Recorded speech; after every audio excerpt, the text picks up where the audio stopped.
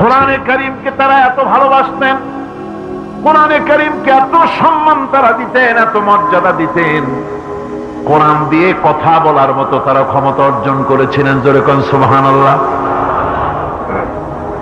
হযরত আব্দুল্লাহ বিন মুবারক রাহমাতুল্লাহ আলাইহি জবরদস্ত মুহাদ্দিস, তার আমলের অনেক বড় আলেম, হজ করতে এসেছেন।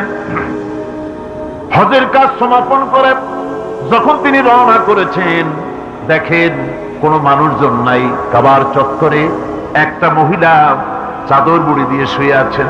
উনি মনে করলেন বুঝিবা লোকটা মরা, মরা কি জিন্দা বোঝার জন্য কাছে গিয়ে সালাম দিলেন, আসসালামু আলাইকুম। সালামের জবাব ওয়ালাইকুম আসসালাম না হয়ে চাদরের ভিতর থেকে জবাব এলো, সালামুন কাওলাম মির রাব্বির রহিম। পরম করুণাময় পরওয়ারদিগারের পক্ষ থেকে তোমার প্রতি শান্তি কথিত হোক। মুহাদ্দিস সাহেব প্রশ্ন করলেন, মা, হজ করতে এসে লোকেরা তো সব চলে গেছে, আপনি এখানে একাকী পড়ে আছেন কেন? তিনি জবাবে কোরআনে কারীম থেকে বললেন, মাইয়ুদলিলিল্লাহু ফামা লাহু মিন হাদ। আল্লাহ পাক যাকে পথভ্রষ্ট করেন তারে কেউ পথ দেখাইতে পারে না। অর্থাৎ আমি তো হজ করতে আসছিলাম, পথ হারাই ফেলছি, সাথী সঙ্গীরা কে কোথায় চলে গেছে আমি খুঁজে পাই না, এই জন্য মুসিবতে পড়ছি, একাকী পড়ে আছি। এখন আমার উপায়টা কি? মুহাদ্দিস সাহেব বলছেন, মা, একাকিনী এই অবস্থায় কত সময় পড়ে আছেন? তিনি জবাবে কোরআনে কারীমের একটি আয়াত তেলাওয়াত করে জবাব দিলেন, সালাসা লায়ালিন সাবিয়া। 3 রাত পূর্ণ হয়ে গেছে। আরে 3টা রাত আপনার পূর্ণ হয়ে গেল, এখানে আপনার পানাহারের বন্দোবস্ত কি? খাইছেন কি? বুড়ি জবাবে কোরআনে কারীমের আয়াত পেশ করে মুহাদ্দিসের জবাব দিয়ে দিলেন, আল্লাযী হুয়া ইউতঈমুনি ওয়া ইয়াসকিন। ওই মহান আল্লাহ রাব্বুল আলামিন তিনি আমার পানাহারের বন্দোবস্ত করেছেন। মুহাদ্দিস সাহেব বলছেন, মা, আমার কাছে কিছু খাবার আছে, আপনি দয়া করে এই খাবারটুকু গ্রহণ করুন। বুড়ি তখন কোরআনে কারীমের একটি আয়াত পাঠ করে এই প্রস্তাবকে ডিনাই করলেন। বুড়ি বললেন, সুম্মা আতিম্মুস সিয়ামা ইলাল লাইল। তোমাদের রোজাকে সন্ধ্যা পর্যন্ত পূর্ণ করো। এর দ্বারা বুড়ি প্রমাণ করলেন আমি তো রোজা রাখছি, কাজী সন্ধ্যা আসার আগে তো কিছু খাইতে পারবো না। মুহাদ্দিস সাহেব বলছেন, বুড়িমা, এটা যখন রমজান মুবারকের মাস নয়, আপনি বোধহয় নফল রোজায় রেখেছেন, সফরের হালতে ফরজ রোজাও তো ছেড়ে দেওয়া যায়। আপনি কি খাইছেন না খাইছেন, আপনি আমার এই খাবারগুলি খান, রোজা ভাঙলে অসুবিধা হবে না, নফল রোজা ভাঙলে অসুবিধা কি? বুড়ি জবাবে বলছেন, وَأَن تَصُومُوا خَيْرٌ لَكُمْ إِن كُنتُمْ تَعْلَمُونَ। যদি তুমি নফল রোজা রাখো তা তো তোমার জন্য কল্যাণকর, সুতরাং আমি নফল রোজা রাখছি, সেটা আমার জন্য কল্যাণকর, তোমার কথা মতো আমি খাবো নাকি? মুহাদ্দিস সাহেব বলছেন, বুড়িমা, প্রত্যেক কথার জবাব কোরআন দিয়া দেন কেন, কারণটা কি? বুড়ি জবাবে বলছেন, কোরআনের আয়াত পাঠ করে জবাব দিচ্ছেন, মা ইয়ালফিযু মিন কাওলিন ইল্লা লাদাইহি রাকীবুন আতীদ। মানুষ এমন কোন কথা বলে না যে কথা ফেরেশতারা রেকর্ড করে না রাখে, সব কথা রেকর্ড হয়ে যায়। সুতরাং আমি চিন্তা ভাবনা করে বাছাই করে নিলাম, কোরআন দিয়ে কথা বলবো, এই কথাগুলি রেকর্ড হবে, প্রাপ্ত হবেই না, প্রত্যেক অক্ষরে অক্ষরে 10-10 করে নাকি আমলনামায় লেখা হয়েছে। মুহাদ্দিস সাহেব মনে মনে একটু চিন্তা করলেন, এই বেটি হলো বুড়ি, একটা মেয়ে লোক, আর আমি মুহাদ্দিস মানুষ, সে কোরআন শরীফ দিয়া কথা কইয়া বাহাদুরি দেখায়, আমি তারে মাতৃ জবান দিয়া কথা বলাবই। এই চিন্তা তিনি করলেন। তিনি তো বড় আলেম ছিলেন, অত্যন্ত বড় আলেম।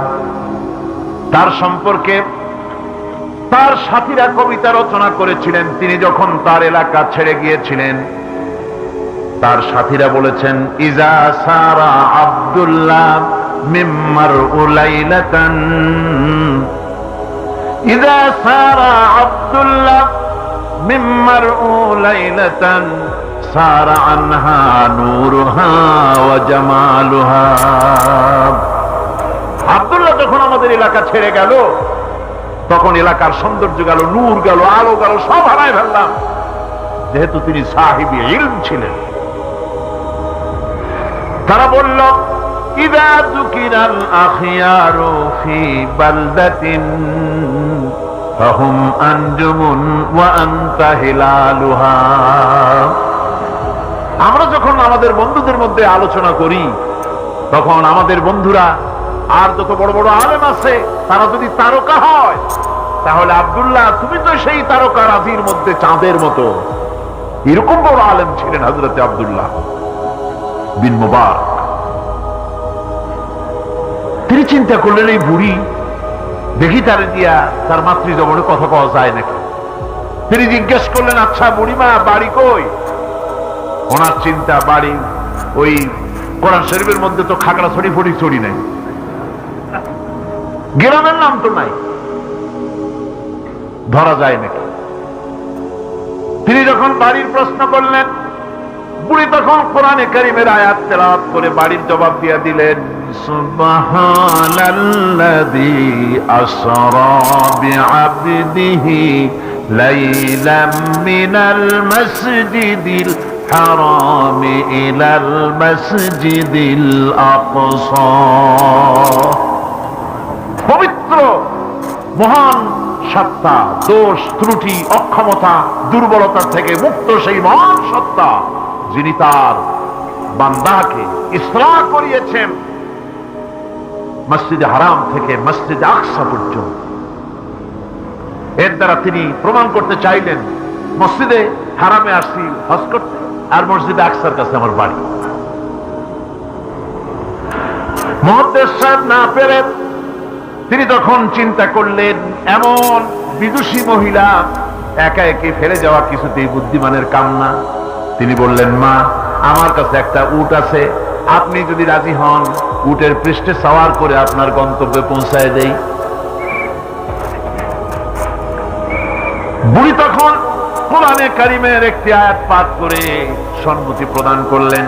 তিনি পড়লেন, ওয়া ইন তাফআলু মিন খায়রিন ইয়ালামুহুল্লাহ।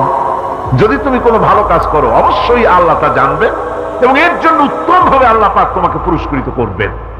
তার মানে হলো, পথ হারা মানুষকে পথ দেখানো নিশ্চয়ই ভালো কাজ। তুমি একটা ভালো প্রস্তাব করছো। মুহাদ্দিস সাহেব বললেন, মা, আমার এই উটের উপরে আপনি আরোহণ করুন। বুড়ি উটের উপরে আরোহণ করতে যাচ্ছেন, হঠাৎ লক্ষ্য করে দেখছেন মুহাদ্দিস সাহেব তার দিকে তাকায় আছেন। বুড়ি তখন কোরআনে কারীমের একটি আয়াত তেলাওয়াত করলেন, কুল লিল মুমিনিনা ইয়াগুদ্দু মিন আবসারিহিম। নবী, মুমিন মানুষদেরকে, মুমিন বান্দাদেরকে বলুন, তারা যেন তাদের চক্ষুকে পরনারী থেকে নিম্নগামী করে। বুড়ি এই আয়াত দ্বারা বলতে চাইলেন, মুহাদ্দিস সাহেব, আমি বুড়ি মানুষ, উটে সওয়ার হতে গিয়ে না জানি বেসতর্ক হয়ে যেতে পারি, চক্ষুকে নিম্নগামী করেন। সুবহানাল্লাহ। উটে রশি টেনে টেনে যখন তারা পৌঁছে গেলেন, তিনি জিজ্ঞেস করলেন, আপনার কি কোনো ছেলে মেয়ে আছে নাকি?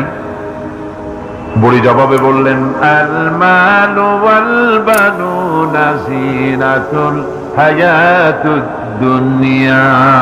মাল এবং সন্তান সন্ততি এগুলি হচ্ছে দুনিয়ার সুখ সৌন্দর্য, আল্লাহ পাক, এটা আল্লাহর নিয়ামত। তার মানে নিয়ামত থেকে আল্লাহ আমাকে বঞ্চিত করেন নাই, ছেলে মেয়ে আছে। মুহাদ্দিস সাহেব প্রশ্ন করলেন, ছেলে মেয়ে যদি থাকে তাহলে তাদের নাম কি?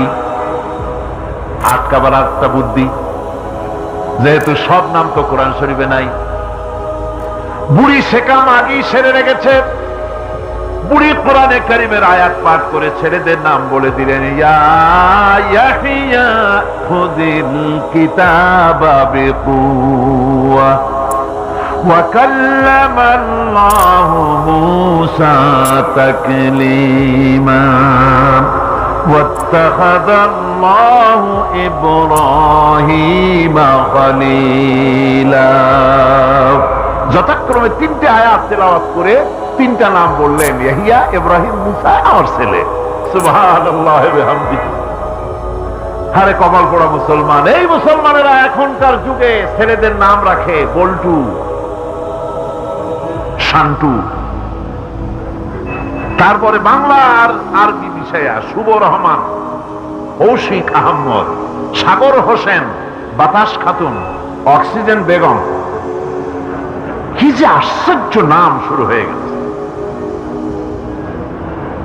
আমার বন্ধুগণ, নাম রাখবেন, সন্তান হলে পরে মা বাপের উপরে হক যেন সন্তানদের ভালো ভালো নাম রাখে। এটা মা বাপের হক, ওয়াজিব, ভালো নাম রাখা। এবার বুড়ি বাড়ি পৌঁছে গেলেন, ছেলেরা সব দৌড়ে এলো। মুহাদ্দিস সাহেব আর কথা বলার সাহস পেলেন না, চুপ করে খাড়া হয়ে আছেন।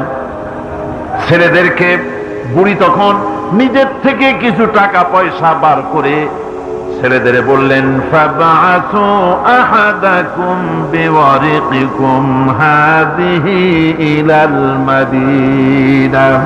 এই রৌপ্য মুদ্রাগুলি নিয়ে যাও এবং বাজার থেকে কিছু উত্তম খাদ্য সামগ্রী কিনে আনো।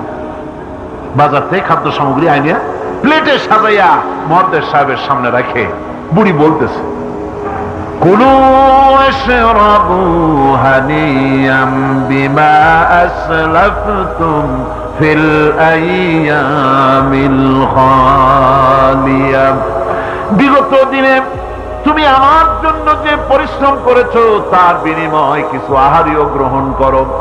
মুহাদ্দিস সাহেব খানা শেষ করে ছেলেদেরকে এক কোনায় নিয়ে জিজ্ঞেস করে, ছেলেরা, তোমার মা কোরআন শরীফ থেকে এই ধরনের কতদিন কথা বলতেছে? ছেলেরা বলে, মুহাদ্দিস সাহেব, আমরা জ্ঞান হওয়া অবধি শুনতেছি, আর হিসাব করেছি 1 বছর 2 বছর নয়, আমার মায়ের মুখের থেকে বিগত 40 বছরের ভিতরে কোরআন শরীফ ছাড়া কোনো কথা শুনি নাই।